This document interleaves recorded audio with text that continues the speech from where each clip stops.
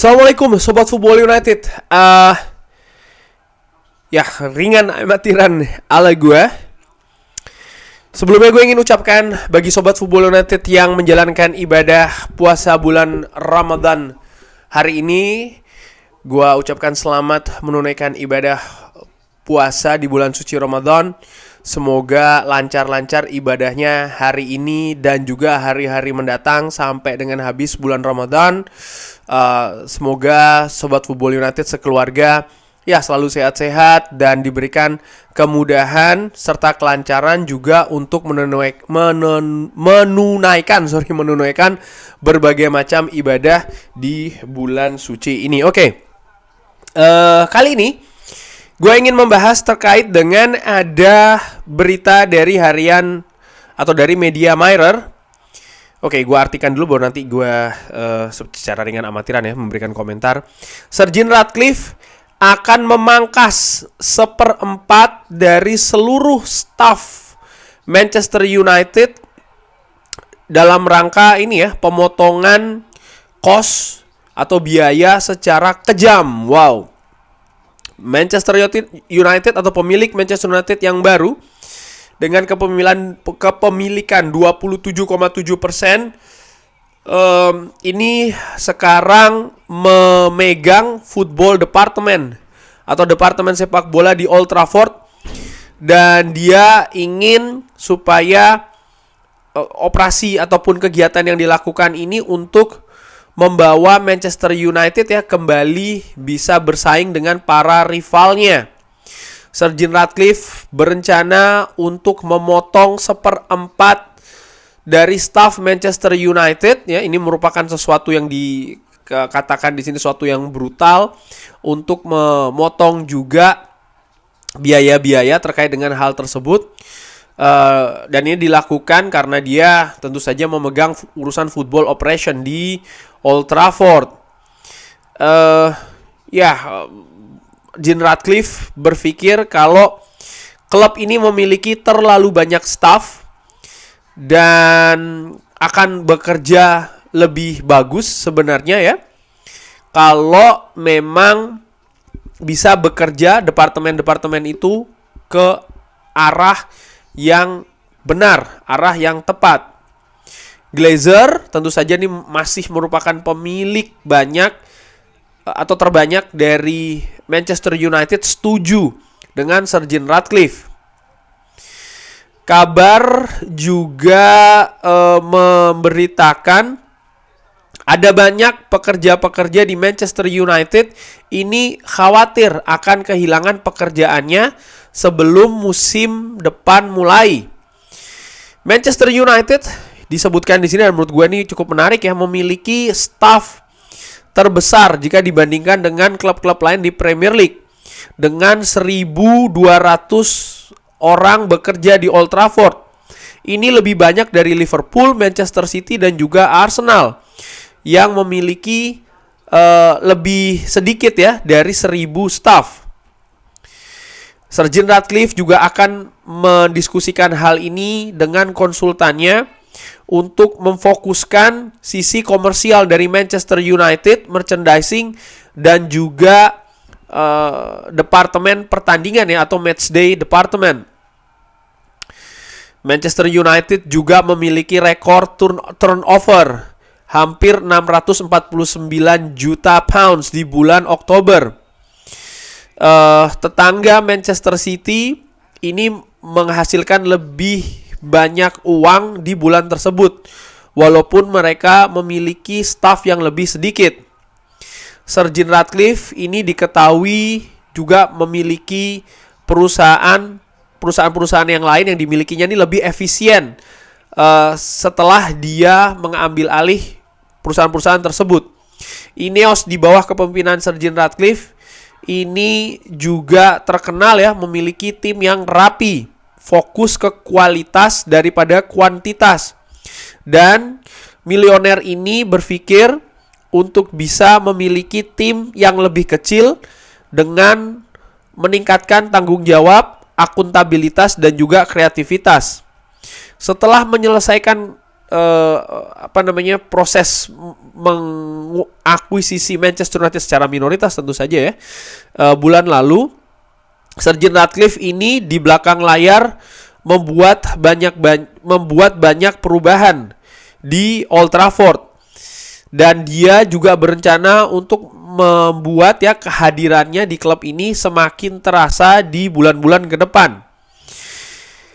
Erik ten Hag ini juga disinggung oleh artikel ini, di mana Sir Jim Ratcliffe berencana untuk melakukan atau mengakses ya masa depan dari manajer Manchester United Erik ten Hag. Dengan saat ini kalau seandainya Erik ten Hag ini gagal untuk mencapai ambisi, atau dilihat ya langkahnya ini tidak bisa sesuai dengan ambisi dari Sir Jim Ratcliffe yang ingin memenangkan gelar Premier League di tahun 2027. Wow. Itu tadi akhir dari artikel ini. Dan yang menarik menurut gua, ada beberapa banyak informasi menarik, tapi salah satu yang paling menarik adalah bagaimana rencana dari Sir Jim Ratcliffe ini untuk bisa memenangkan Premier League di tahun 2027. Ini berarti kalau sekarang 2024 ya praktis masih 3 tahun lagi. Dan ini kan juga seperti yang dikatakan oleh Sir Jim Ratcliffe, dia membutuhkan 2-3 musim lagi untuk Manchester United ini bisa menjadi title contender atau penantang gelar juara Premier League. Ada proses yang harus dilalui ya, di mana saat ini masih dalam tahap dasar sekali. Dan kalau gua perhatikan Sir Jim Ratcliffe ini memperbaiki hal-hal yang tidak bersentuhan secara langsung di penampilan tim di atas lapangan, karena yang bersentuhan langsung tentu saja para pemain ya kan, manajer, staf kepelatihan. Tapi Sir Jim Ratcliffe seperti yang dikatakan juga di wawancara sebelumnya, ingin menciptakan lingkungan kerja di klub Manchester United ini supaya lebih fokus ke prestasi. Bagaimana merekrut CEO, make sense menurut gue, masuk akal. Omar berada yang disebut-sebut juga kalau menurut gue sebagai rising star ya untuk posisi CEO, karena dia kabarnya dipersiapkan untuk menjadi CEO dari City Football Group yang membawai Manchester City dan lain-lain. Tapi ternyata Manchester United sukses membajak dari tetangganya itu. Dan Dan Ashworth diincar, lalu Jason Wilcox diincar, ada juga sporting director dari Crystal Palace. Nama-nama yang terbaik di kelasnya ini memang diincar untuk kebutuhan struktur manajemen Manchester United. Tujuannya ingin membuat lingkungan dari sang manajer Manchester United, apakah itu Erik ten Hag ataupun yang lain, ini menjadi lebih nyaman, lebih positif, lebih suportif. Itu penting. Banyak fans yang ganti-ganti manajer saja, tapi kalau lingkungannya ini tidak bagus, sama saja. Bahkan tim rekrutmen ini juga menjadi hal yang penting bagi manajemen Manchester United yang selama bermusim-musim menurut gua kinerjanya tidak bagus.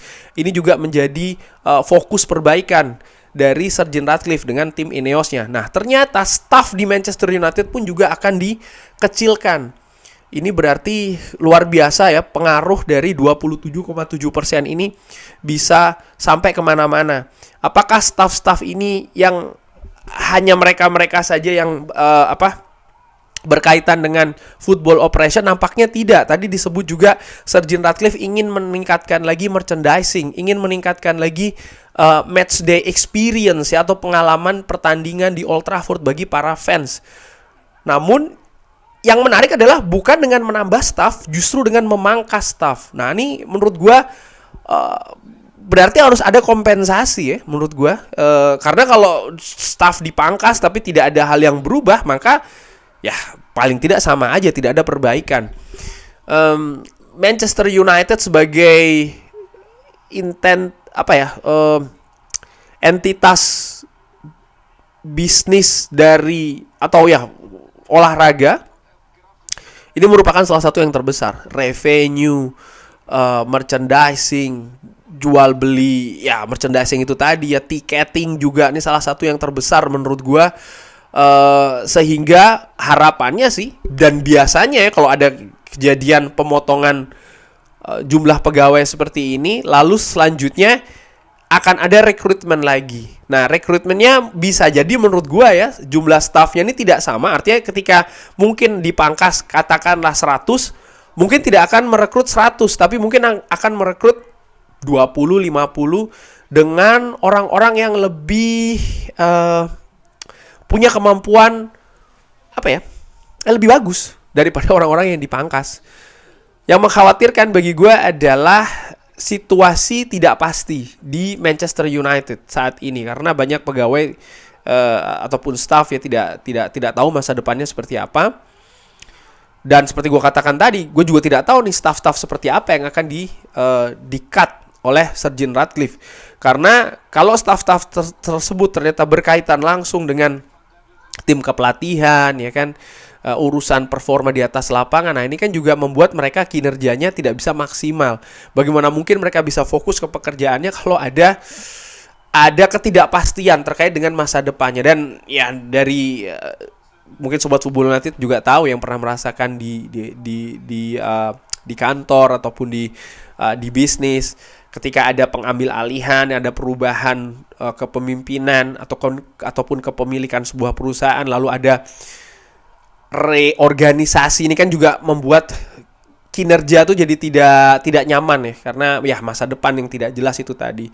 Sehingga gua berpikir sih Manchester United sebagai sebuah klub secara umum ya, secara keseluruhan, musim ini memang musim yang penuh dengan ketidakpastian. Dari atas sampai bawah, dari dalam sampai luar, semuanya. Dan gua berpikir Manchester United baru bisa mulai bergerak ya musim depan. Dan secara keseluruhan juga mungkin baru bisa dilihat efek dari datangnya Ineos ya mulai dari musim depan.